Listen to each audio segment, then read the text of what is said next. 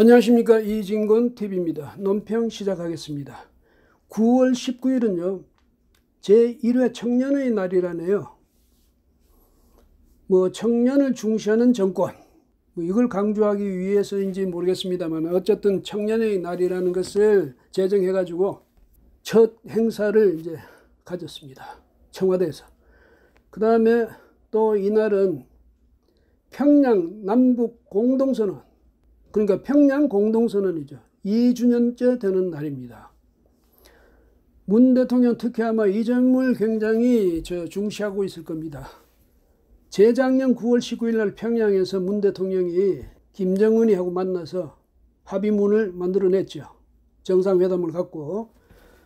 그리고 이 평양의 그 능라도에 있는 5일 경기장에 가서 15만 평양 시민을 앞에 두고 연설을 했습니다.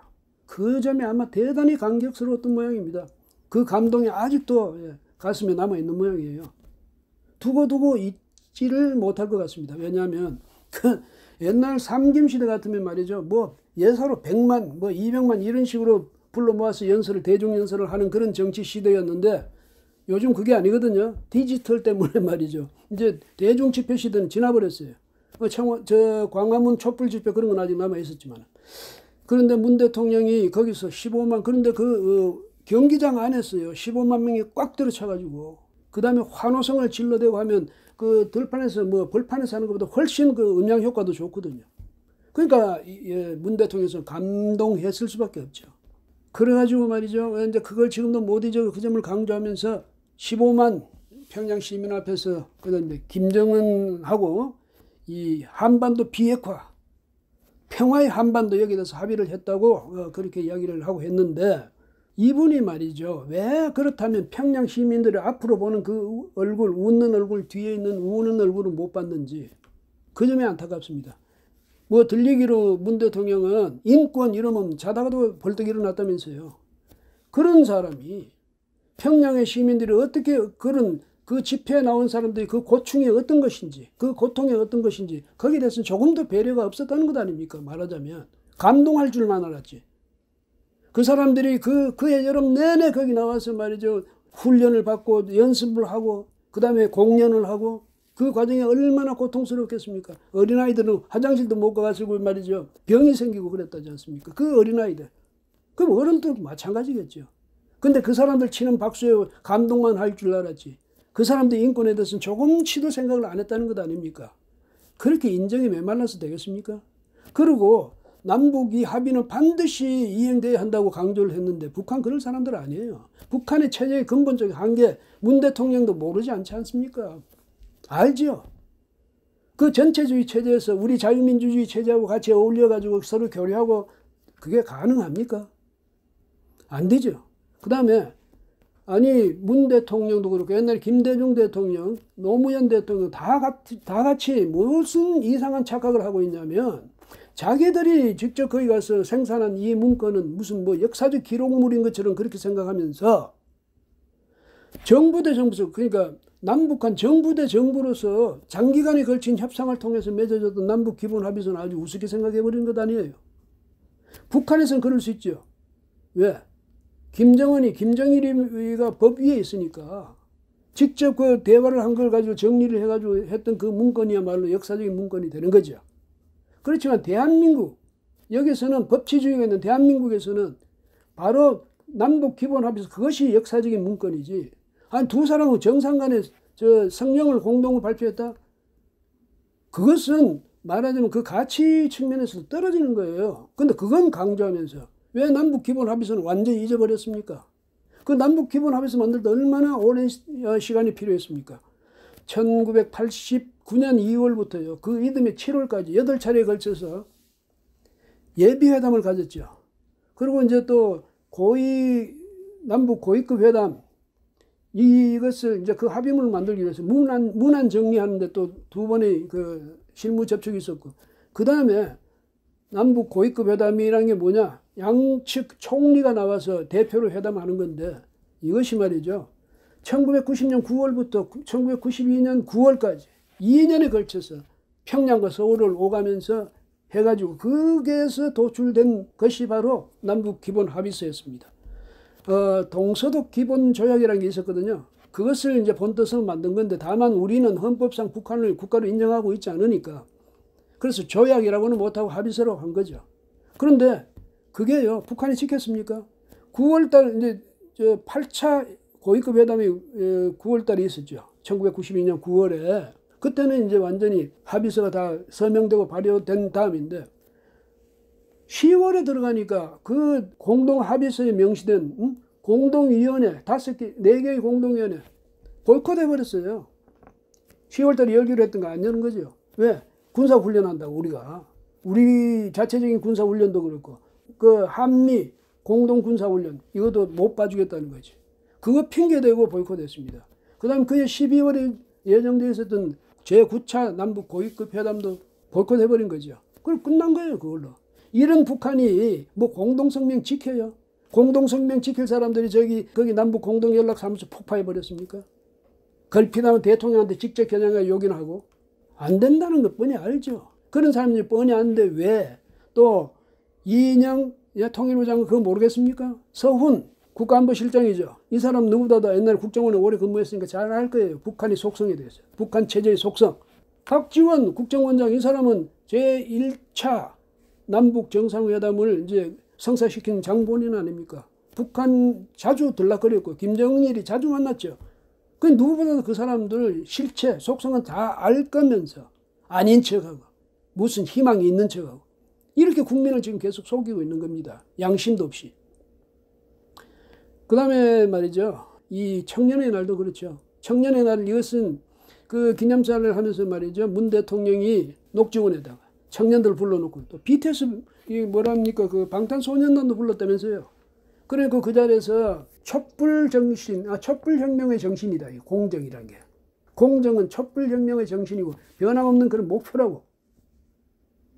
그렇게 강조를 했습니다. 정말 그렇습니까? 공정이요? 지금 문 대통령이 공정이란 말 할 수 있습니까? 조국 전 법무장관, 또 바로 그 다음 장관인 추미애 장관, 법무장관. 두 사람 그 예를 보십시오. 문 대통령이 그 사람들이 가장 그 청년들이, 그날 그 참석한 청년들도 마찬가지죠. 대한민국의 청년들이 이 두 사람의 사태에 대해서 가장 붕괴하고 있는 이유가 뭡니까? 공정이 깨트려진 거예요. 그 조국 전 장관의 아들, 딸, 또 추미애 장관의 아들, 이 사람들이 상식을 벗어나가지고 자기들 지위를 이용해서 그 힘을 이용해서 특혜를 받은 것 아닙니까? 그래 놓고는 말이죠. 거기에 대해서 의혹을 제기하고 의문을 또 제기하고 공격하고 이런 사람에 대해서 오히려 거꾸로 더 큰 목소리로 지금 반박하고 있죠. 그 다음에 걸핏하면 고소고발하고 결과가 정의로울 것이다 이런데요. 과정이 공정하지 못한 것은 물론이지만 정의도 그 사람들 정의가 있습니까? 평등, 시작은 평등이라면서요. 그게 평등한 그런 처사가 맞습니까? 그게? 대통령이 뭐라고 이야기를 해야죠. 안 하잖아요. 오히려 조국 전 장관의 경우는 감쌌죠. 그래가지고 윤석열 검찰총장을 오히려 밀어낼 듯이 하고 말이죠. 압박하고 위압감을 주고 그랬지 않습니까? 그러다 결국은 군중에 밀려서 우리 자유시민들이 광화문 집회가 작년 10월 3일 날 아주 거대한 그런 집회가 있었습니다. 조국이 나가라. 문 대통령 퇴진하라. 이런 집회가 있으니까 거기 위협을 느끼고 조국을 장관에서 내려놨죠. 그런데 그러고는 또 추미애를 앉혔어요. 아주 추미애는 세상에 자기가 가장 말이죠. 양심적이고 가장 정직하고 정의로운 것 같이 해놓고는 가만 보니까 나중에 그렇더라고요. 절대 아니라는 거 아닙니까? 우리 아들은 엄마의 그 지위를 내색도 안 하고 말이지. 자기 힘으로 그 살았듯이 그런 식으로 국회 나가서도 강조했는데 알고 봤더니 우리 엄마도 추미애였으면 좋겠다 이런 카톡방에 막 그런 이야기가 하는 그런 병사들도 있었다고 그러죠. 뭐 킹갓 이런 식으로 그 별명이 그러더니 닉네임이 킹, G.O.D. 갓 이런 식으로 불렸답니다. 그 왜 그렇게 불렸겠습니까? 애초에 그 미군 장교가 그 서모 씨 그 아들이 전입에 오기도 전에 부대 배속되어 오기도 전에 벌써 그때는 야당이었으니까 야당 대표의 아들이 온다. 이걸 사발 통보를 돌렸다는 것 아니에요. 그런데 우리 아들은 그런 게 없었다는 거예요. 아니 그러니까 군대 자식을 보냈다 이랬던 어느 어머니가 내가 이 엄마가 추미애가 아니어서 정말 미안하다고 그러겠습니까? 예? 아들한테 죽은 아들한테 그렇게 이야기를 하겠습니까? 양심도 없어요. 뻔히 그게 현실인데도 아니라고 우겨대죠. 문 대통령 어떻게 생각하십니까? 문 대통령 말을 해도 말이죠. 현 정권이 그렇습니다. 문 대통령도 그렇고 현 정권 측도 너무 허구가 많고 허사가 많아요. 허사, 이건 무슨 말이냐면 진실되지 않은 그런 말을 많이 한다는 겁니다. 그런 용어를 구사하는 사람들이에요. 진실되지 않은 말. 허언을 많이 한다는 거지. 문 대통령 취임사부터 그렇지 않습니까? 무슨 뭐 한 번도 경험하지 못한 나라를 만들겠다고요? 그거는 신도 못 만드는 나라 아닙니까? 근데 요즘은 보니까 뭐 거기야 그런 나라가 만들어졌다고 그러네요. 이런 나라는 정말 경험하느니 처음이다 이 말이죠. 저도 그렇습니다. 그 다음에 뭐 방금 전에도 말씀드렸지만 시작은 평등하고 무슨 과정은 공정하고 결과는 정의로울 것이다. 그 사람들 정의가 뭔지 그걸 모르겠습니다. 그리고요, 또 문 대통령은 무슨 뭐 통합과 공존의 새로운 세상을 열어갈 청산진으로 자기 머리가 가득하다 이 말이에요. 한 번도 경험하지 못한 나라를 만들겠다는 열정으로 가슴이 뜨겁고 그렇다고 이야기했는데 그게요 말장난이지 말꾸밈이지 진실이 거기 들어갈 수가 없잖아요. 그렇게 어떻게 그런 나라를 정말 만들 수 있다고 스스로도 믿지는 못했을 겁니다. 그 다음 뭐 승자도 패자도 없다. 이제 모두가 국정이 동반자다. 뭐 이런 이야기를 하지 않나. 모두가 이제 나를 지지하지 않은 국민도 저희 국민으로 모시겠다. 뭐 지금 그러고 있습니까? 역대 어느 정권보다도 더 유난스럽게 유별나게 편가르기를 하고 있죠. 왜? 내 편만 끌어안고 가면 언제나 정권은 우리 쪽에 있다. 이렇게 생각하는 거예요. 그러니까 내 편에 아는 사람 내가 알 게 뭐냐 이거지. 2017년 5월 10일 이날이 이제 그 취임식 날 아닙니까? 이날이 진정한 국민 통합의 시작된 날로 역사에 기록될 것이다. 이랬습니다. 그날이야말로 국민이 서로 간의 양 진영으로 결정적으로 결별되는 날이 시작된 그날이었죠. 편가르기를 아주 심하게 한 것 아닙니까? 지금도 그러고 있어요. 통합은 자기들끼리 통합이지. 문 대통령 또 지키지 못할 이야기 많이 했습니다. 무슨 광화문 대통령이 되겠다. 광화문 시대를 열겠다. 청와대 아니고 이제 집도 이사하겠다. 자기 사무실도 광화문 밖에다가 내겠다. 광화문으로 내겠다. 퇴근 시간에는 말이죠. 시장에 이런 데 들렀다가 시민들과 토론도 하고 말이죠. 광화문에서 대토론회도 하고 무슨 문제가 있으면 언론에 직접 브리핑도 하고 하겠다. 전부 지켜지지 못할 이야기만 실컷 한 거죠. 이런 식으로 이 사람들은 거짓말도 그냥 예사를 합니다. 왜? 지금 하고 있는 것도 그거잖아요. 아주 연출을 잘해요. 연극식으로 연출을 잘하거든. 지금 문 대통령이 아마도 이제 임기가 끝나가니까 초조해지는 것 같습니다. 왜? 이제까지 뭐 하고 싶은 대로 무슨 적폐청산 이래가지고 정치적 보복 대대적으로 했거든요. 박근혜 전 대통령 아직도 감옥에 있잖아요. 이렇게 오랫동안 전직 대통령 감옥에 넣어두는 그런 정권이 어디 있습니까? 정말 철저히 보복을 한 거죠. 그러니까 나중에 이제 반작용이 올 수 있잖아요. 내가 퇴임 이후에 반작용이 오면 그거 감당할 수 없죠. 그러니까 초조해진 모양이에요. 그래서 국민들한테 뭐 인심 쓴다고 그랬는지 김홍걸이 내쳐버렸잖아요. 대신에 또 의원직은 그냥 두게 하대요. 왜? 그래도 옛날 DJ하고 말이죠. 의리가 있으니까. 그게 뭐 민주당에서 했지 나는 모른다고요. 이상직이도 고퀄에 나갈 거예요. 그런데 추미애하고 또 윤미향이는 끝까지 지킬걸요. 왜? 자기 이미지하고 직결된 거고 자기의 정당성하고도 직결된 거니까. 문 대통령 정말 임기가 얼마 안 남았습니다. 정말 이제는 진실로 가세요. 북한 거기에 대해서 북한은 기본적으로 체제의 한계 때문에요. 절대로 우리하고 그렇게 소통이 되고 무슨 교류가 되는 거 아닙니다. 북한 체제가 그런 체제가 아니잖아요. 그거 다 알면서 왜 그래요? 그 다음에 우리 국내 문제도 이런 식으로 진정성이 없는 이런 정치를 하지 마세요. 국민이 다 뻔히 보고 있잖아요. 그럼 정말로 평등하고 공정하고 정의로운 그런 국정 운영을 지금부터라도 하세요.